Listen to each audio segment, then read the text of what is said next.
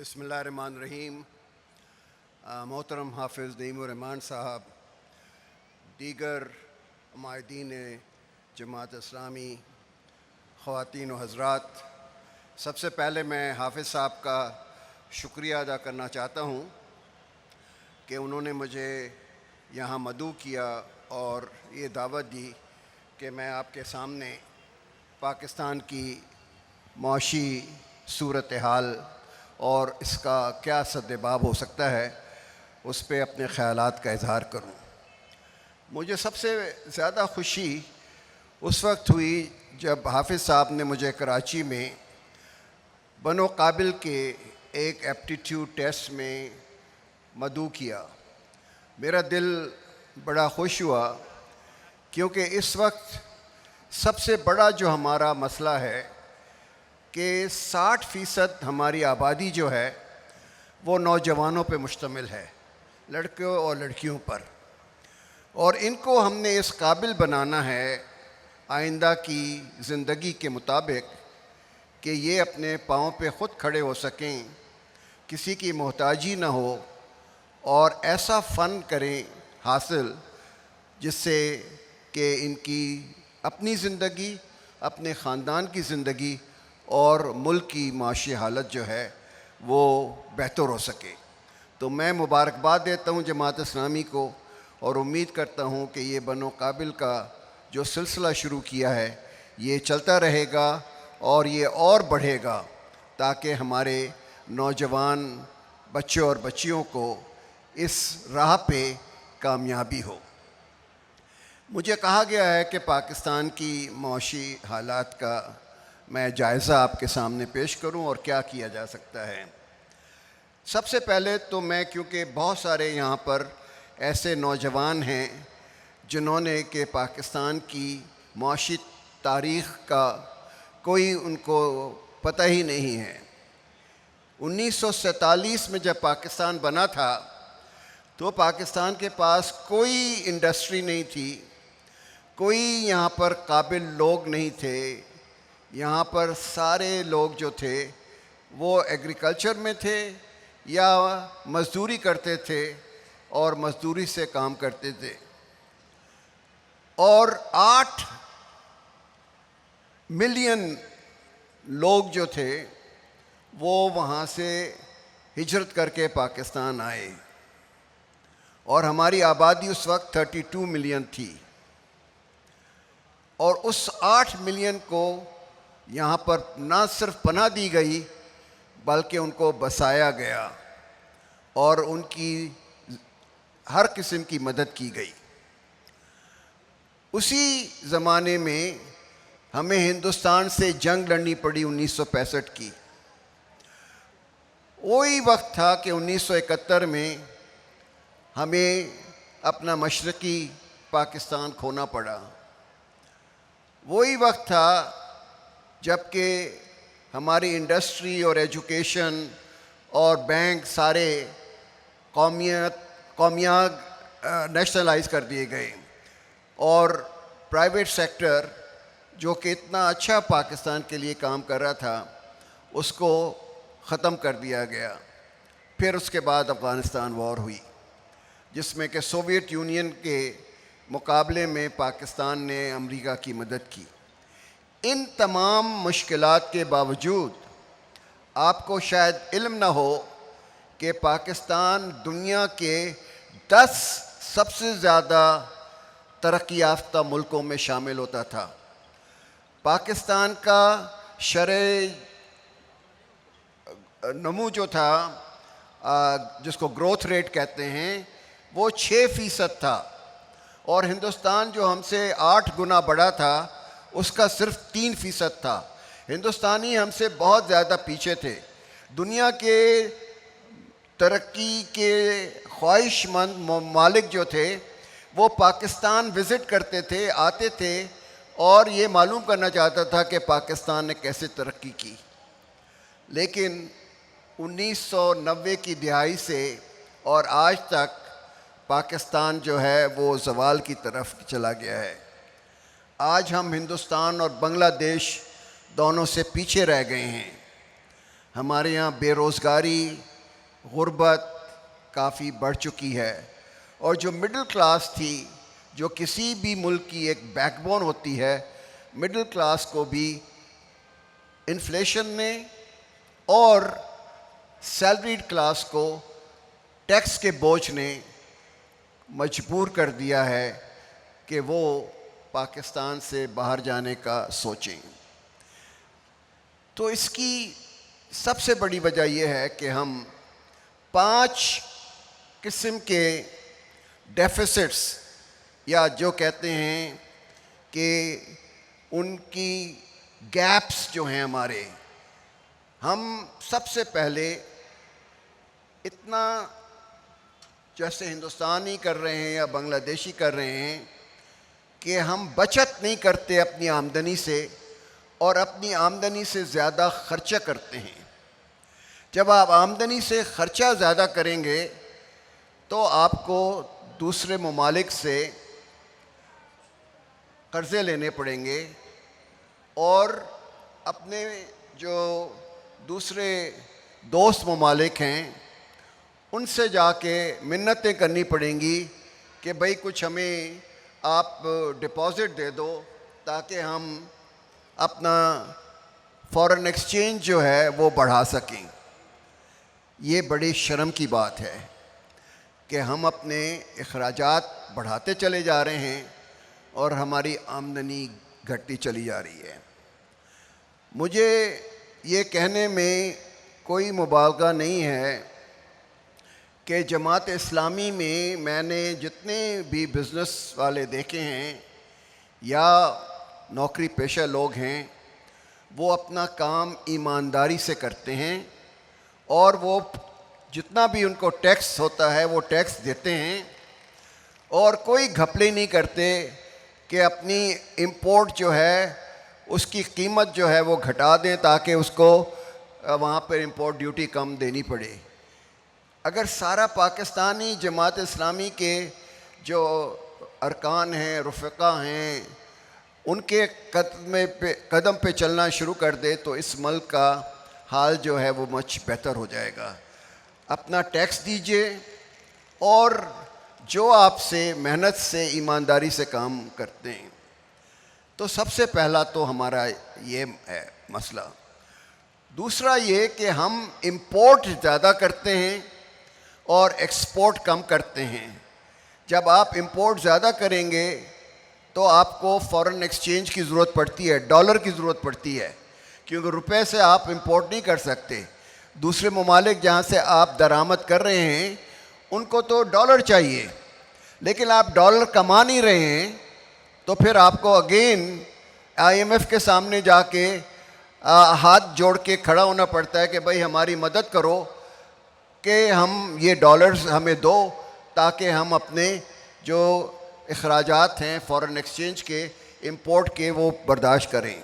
ये कितने शर्म की बात है कि हम 22 दफ़ा पिछले 30 साल में IMF के सामने गए हैं और उनके साथ हमने हाथ फैलाया है कि आप हमारी मदद करें। मुझे तो बड़ी शर्म आती है ये बात देखकर और सुनकर कि हम अपने पाँव पे खड़े क्यों नहीं हो सकते और हर दफ़ा हमें उनके पास क्यों जाना पड़ता है। तीसरी जगह जो आपका डेफिसिट है वो है कि आपकी जो इन्वेस्टमेंट है जिससे कि आप अपनी तरक्की करेंगे, और आपकी जो सेविंग है, जो बचत है इंडिविजुअल लेवल पर, मैं हुकूमत का तो बचा चुका हूँ कि एक्सपेंडिचर उनका बहुत ज़्यादा है, लेकिन हम लोग जो हैं वो भी सेविंग नहीं करते, कोई बचाते नहीं हैं, जो आता है उससे ज़्यादा खर्च कर देते हैं। तो आपके पास तो जब सेविंग नहीं होगी तो आप इन्वेस्टमेंट नहीं कर सकेंगे और आप आगे जो अपनी इंडस्ट्री है या एग्रीकल्चर है उसको आगे नहीं बढ़ा सकते। तो हमें सब पे ये एक फ़र्ज़ है कि हम अपनी आमदनी का एक हिस्सा जो है वो बचाएं और वो बैंकों में रखें और इन्वेस्टमेंट करें ताकि मुल्क आगे तरक्की कर सके। मुझे बड़ा फ़ख्र है कि 2002 में मैंने पाकिस्तान में इस्लामिक बैंकिंग का निज़ाम नाफिज किया है। और आज मुझे बड़ी खुशी है कि 27% पाकिस्तान के जितने भी कस्टमर हैं बैंकिंग सेक्टर के, वो सिर्फ इस्लामिक बैंकिंग की तरफ रुजू हो चुके हैं। और मुझे उम्मीद है कि आइंदा कुछ सालों में ये हमारा पूरा निज़ाम जो है वो इस्लामिक बैंकिंग की तरफ चला जाएगा। कबाहत क्या है? कबाहत ये है कि आप लोगों को छोड़कर जो बाकी लोग बिज़नेस कर रहे हैं वो 2 किताबें रखते हैं, एक अपने लिए और एक दूसरों के लिए। अब अगर बैंक जो है जिसमें आपने अपने डिपॉजिट रखे हुए हैं, अपनी सेविंग रखी हुई है, वो तो प्रॉफिट और वो तो रिबा पे नहीं काम कर रहा, वो तो सूद पे नहीं काम कर रहा जो आजकल के कन्वेंशनल बैंक कर रहे हैं। वो तो प्रॉफिट और लॉस पे कर रहा है कि कितनी आपकी इसमें आपको आमदनी हुई है, कितना आपका खर्चा हुआ है। अगर आपने 2 नंबरी काम शुरू कर दिए हैं तो बैंक को तो लॉस ही होगा, उसको तो मुनाफा नहीं मिलेगा कोई। सारा जितना भी बोझ है वो तो चला जाएगा इस्लामिक बैंकिंग के ऊपर। और इस्लामिक बैंकिंग में तो आपके डिपॉजिट रखे हुए हैं, आपने जो पैसा रखा है वो सारा ख़त्म हो जाएगा। तो इस हमारा फ़र्ज़ है पाकिस्तानी की हैसियत से कि हम साफ शफाफ काम करें। जो भी हमारा सच्चा मुनाफा होता है वो हम सबके सामने, बैंकों के सामने पेश करें ताकि बैंकों को कोई नुकसान ना हो। जब जाके असली जो है निज़ाम पैदा होगा। हम इस्लाम का नाम तो लेते हैं लेकिन जो हुकूकुल अबाद इस्लाम ने किए हैं हमारे ज़िम्मे, हम उस पर अमल नहीं करते। हम मिलावट खाने की चीज़ों में करते हैं, हम जाली दवाइयाँ बनाते हैं, हम झूठी कस्में खाते हैं, हम दूसरों का माल जो है वो हड़प कर जाते हैं। हमने हर वो ख़राबी है जो हमारे मज़हब ने हम पे पाबंदी लगाई है। अगर आप सबका रवैया जो है पाकिस्तानियों का, वाकई जो इस्लाम ने हमें निज़ाम दिया है उसके ऊपर अगर आप चलेंगे तो मैं आपको यकीन से बता सकता हूँ कि पाकिस्तान बड़ी तरक्की करेगा। लेकिन हमारे कौल और अमल में बहुत तज़ाद है। हम कहते तो बहुत कुछ हैं कि बड़े हम इस्लाम के शदाई हैं, लेकिन जो इस्लाम ने हमारे ऊपर ज़िम्मेदारियाँ की हैं हम वो ज़िम्मेदारियों से मुबर्रा हैं, हम उस पर अमल कोई नहीं करते हैं। जिस रोज़ आप ये फ़ैसला कर लेंगे, और इसमें फिर मैं जमात इस्लामी के जो लोग हैं जिनसे मेरा वास्ता पड़ा है बचपन से लेकर आज तक, अगर सब पाकिस्तानी जो हैं वो आपकी तरह से ईमानदारी से काम करेंगे, मेहनत से काम करेंगे और 2 नंबरी काम नहीं करेंगे, तो पाकिस्तान की इकॉनमी जो है वो बेहतर हो जाएगी। चौथी बात जो है, जो हमारा फुकदान है, जिसको मैं डेफिसिट कहता हूँ, कि हम अपने कॉलेजेस और स्कूल में ऐसी तालीम दे रहे हैं जिसका कि मुल्क में कोई ज़रूरत ही नहीं है। आजकल का सारा जो माशी निज़ाम है वो साइंस और टेक्नोलॉजी के ऊपर, आईटी के ऊपर, आर्टिफिशियल इंटेलिजेंस के ऊपर है। हम ऐसे लोग पैदा ही नहीं कर रहे। हमारे यहाँ 23% ग्रेजुएट्स जो निकल रहे हैं यूनिवर्सिटी से, उनको नौकरियाँ नहीं मिलती क्योंकि उनके पास कोई हुनर नहीं है जो वो मुल्क की तरक्की में कंट्रीब्यूट कर सकें। हमारे पास टेक्निकल वोकेशनल ट्रेनिंग की ज़रूरत है। पाकिस्तान में पैरामेडिक्स की ज़रूरत है, लेबॉर्ट्री टेक्नीशियंस की ज़रूरत है, वेल्डर्स की ज़रूरत है, नर्सेस की ज़रूरत है, टेक्नीशियंस की ज़रूरत है, मैकेनिक्स की ज़रूरत है। लेकिन हम जो हैं सबको कॉलेज और यूनिवर्सिटी की तरफ डालते हैं और हम इस तरफ नहीं जाते कि इस हुनर से जो है वो आगे लोग जो हैं मुल्क जो है तरक्की करते हैं। चाइना की आप मिसाल देखें जिसमें 800 मिलियन लोगों को उन्होंने गुर्बत से बाहर निकाला। उनके यहाँ 9 साल की तालीम के बाद आपके पास 2 रास्ते हैं। अगर आपका एप्टीट्यूड ये है, आपका रुझान ये है कि आप आला तालीम की तरफ जाएंगे तो आपको यूनिवर्सिटी में भेज देंगे। लेकिन अगर आपका रुझान ये है कि आपने टेक्निकल और वोकेशनल ट्रेनिंग की तरफ जाना है, वो हुनर हासिल करने हैं जिसकी कि मुल्क को तरक्की है की ज़रूरत है, आप उस तरफ जाएंगे। लेकिन हमारे यहाँ सिर्फ 1% तलबा जो हैं वो टेक्निकल और वोकेशनल ट्रेनिंग पे जा रहे हैं। इसलिए मुझे बड़ी खुशी हुई कि जमात ने ये बनो काबिल का सिलसिला शुरू किया है और आइंदा भी इसको मेरा ख़्याल है कि दूसरे शहरों में भी जाकर इसके ऊपर ज़्यादा से ज़्यादा तवज्जो देंगे। 5वीं जो चीज़ है वो ये है कि हमारे यहाँ जो ऑर्गेनाइज सेक्टर है यानी फॉर्मल सेक्टर है, जो रजिस्टर्ड है, उसके ऊपर तो आपने टैक्सों के इतने बोझ डाल दिए हैं। लेकिन जो लोग स्मगलिंग करके, कस्टम से चोरी करके अपना माल बेचते हैं, उनके ऊपर कोई टैक्स नहीं है। जब कोई सौदा लेने जाता है, कोई चीज़ ख़रीदने जाता है, तो वो कहता है कि मैं इस दुकान से लूँगा जो कि ऑर्गेनाइज सेक्टर है, जिसने कि सारी मेहनत से काम किया है, उसके कीमत तो 18% ज़्यादा है, 20% ज़्यादा है, और ये आदमी जो है ये तो 18% 20% मुझे कम दे रहा है। तो आप कहाँ से ख़रीदेंगे? आप उससे ख़रीदेंगे जो कि ये आपको टैक्स चोरी करके, स्मगलिंग करके और बचा रहा है पैसे, आप उससे ख़रीदेंगे। उससे क्या हो रहा है कि आपके लोग जो हैं वो नई इंडस्ट्री लगाने के काबिल ही नहीं रहते कि उनकी अब इतनी आमदनी नहीं हो रही कि नई इंडस्ट्री लगाएं और जो मुल्क को ज़रूरत है उस इंडस्ट्री की वो यहाँ पर पैदावार कर सकें। तो ये हमारे सबसे बड़े मसाइल हैं। और आखिर में ये मसला है, फुकदान है, जिसको कहते हैं ट्रस्ट डेफिसिट।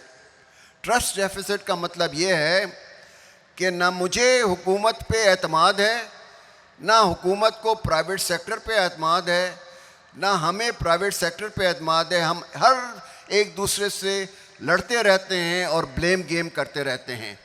जो दुनिया में मुल्क में तरक्की हुई है वहाँ मिलजुल के हुकूमत, प्राइवेट सेक्टर, सिविल सोसाइटी मिलजुल के अपनी मुल्क की तरक्की के लिए काम करते हैं। अब हमें क्या करना चाहिए? मुख्तसरन मैं बताऊंगा कि आप आम शहरी की ज़रूरियात क्या हैं। उसके बच्चे को अच्छी तालीम मिल जाए, अगर उसके ख़ानदान में कोई बीमार हो जाए तो उसको सहूलत मिल जाए सेहत की, उसको पानी पीने का जो है वो साफ़ शफाफ मिले, उसके यहाँ जो सीवरेज सिस्टम है वो ऐसा हो कि नालियाँ साफ़ हों, उसमें जो गार्बेज है, जो आपका हर से बीमारियाँ होती हैं, वो वहाँ से जाके किसी दूसरी जगह पर डिस्पोज ऑफ हो जाए। पब्लिक पार्क होने चाहिए, वहाँ पब्लिक ट्रांसपोर्ट होनी चाहिए ताकि आम आदमी जो है वो आसानी से अपने घर से और अपने दुकान तक या अपने नौकरी के ऑफिस तक आसानी से पहुंच सके। इसके लिए आपको लोकल गवर्नमेंट सिस्टम को नाफिज करना होगा। और मैं बड़े फ़ख्र के साथ कहता हूँ और हर जगह कहता हूँ, मेरे अब वीडियो भी हैं कि नेमतुल्लाह साहब मरहूम ने जो कराची का नक्शा बदल दिया था एज मेयर ऑफ कराची, वो आज तक कोई नहीं कर सका। और उनको देखकर MQM के मुस्तफ़ा कमाल ने भी कहा कि लोग जो हैं वो नेमतुल्लाह साहब की इतनी तारीफ़ करते हैं कि उन्होंने कराची को क्या तरक्की की, तो मैं भी वही करूँगा। तो उन्होंने भी वही जारी किया और कराची की हालत जो थी वो बदल गई थी। नईमुर रहमान साहब ने बड़ी कोशिश से कराची में जमात के, लोकल गवर्नमेंट के नुमाइंदों की इलेक्शन कराई वो अलग स्टोरी है, वो आपको ख़ुद वो बताएंगे। लेकिन जब तक कि आप लोकल गवर्नमेंट्स को मजबूत नहीं करेंगे, आम आदमी की ज़िंदगी में कोई फ़र्क नहीं पड़ेगा। आम आदमी को इससे फ़िक्र नहीं है कि पाकिस्तान जो है उसका फॉरेन एक्सचेंज कितना है, उसका एक्सचेंज रेट क्या है, उसकी इंटरेस्ट रेट क्या है, उससे कोई वास्ता नहीं है, उसको तो इन चीज़ों से है। तो जब आप लोकल गवर्नमेंट्स को मजबूत कर देंगे तो मैं आपको बताता हूँ कि 70 से 75% आपके मसाइल जो हैं मुल्क के वो ख़त्म हो जाते हैं। आपको पता है कि अगर आप यहाँ टैक्स देंगे तो आपके सामने पता चल जाएगा कि इस टैक्स से आपको क्या मराहत मिल रही हैं, क्या आपकी नई सड़कें बन रही हैं, नए स्कूल बन रहे हैं।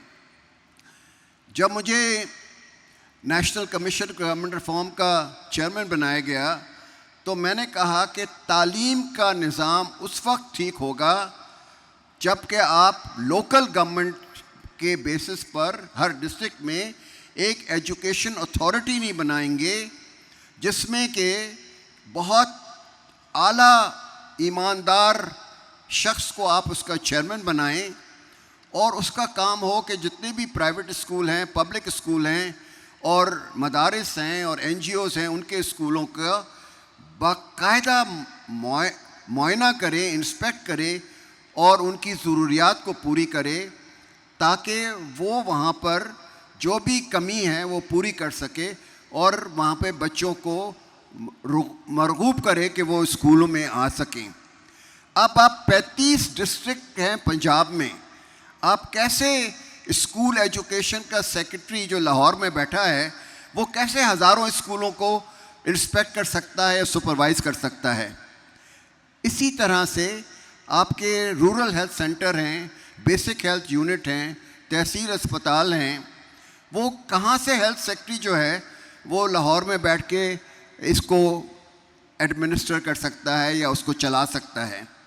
तो ये सबसे बड़ा इस वक्त जो हमारा एक मसला हल हो सकता है जिससे कि सारे हमारे पाकिस्तानियों को फ़ायदा होगा, वो होगा कि कॉन्स्टिट्यूशन में अमेंडमेंट लाई जाए और लोकल गवर्नमेंट के निज़ाम को फेडरल और प्रोविंसेस के बराबर दिया जाए, उसकी टैक्सेशन पावर दी जाए, उसको नेशनल फाइनेंस कमीशन से पैसे दिए जाएं। देखेंगे आप कि इस मुल्क की हालत बेहतर हो जाएगी। दूसरी बात यह है कि मैं ख़ुद सिविल सर्वेंट हूँ, मैंने मुकाबले का इम्तहान दिया और उसमें कामयाब हो के मैं असिस्टेंट कमिश्नर, डिप्टी कमिश्नर बना। लेकिन ये निज़ाम जो है ये अंग्रेज़ों का निज़ाम है जहाँ हुक्मरान जो होता है डिप्टी कमिश्नर या असिस्टेंट कमिश्नर वो अपने आप को पब्लिक का सर्वेंट नहीं समझता है, वो उनको रूलर समझता है और इतनी बदतमीज़ी से इस बुरे तरीके से आम इंसान को के साथ सलूक करता है कि जैसे कि वो अंग्रेज़ हुक्मरान अपने हिंदुस्तानियों के साथ करते थे। जब तक कि आप सिविल सर्विस का निज़ाम ख़त्म नहीं करेंगे, ये कॉलोनियल निज़ाम है, इसमें आपको स्पेशलिस्ट लाने पड़ेंगे, इसमें वो लोग लाने पड़ेंगे जो कि मुल्क की माशी तरक्की में हिस्सा ले सकें।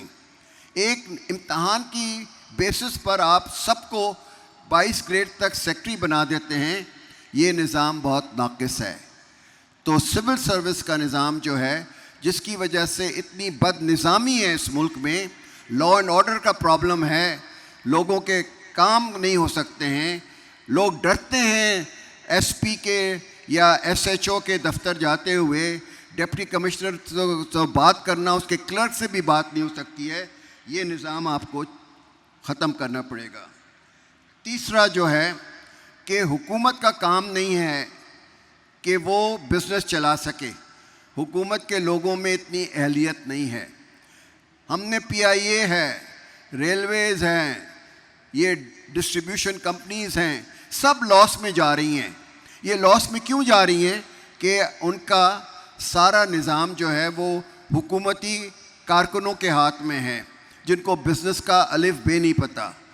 जब तक कि आप इसको स्टेट ओन्ड एंटरप्राइजेस को, या जिसको मैं कहता हूँ कि पब्लिक ने अपने हाथ से निकाल के प्राइवेट सेक्टर को नहीं देना है, उस वक्त तक ये लॉस चलता रहेगा और पाकिस्तान का कर्ज़े जो हैं वो बढ़ते चले जाएंगे।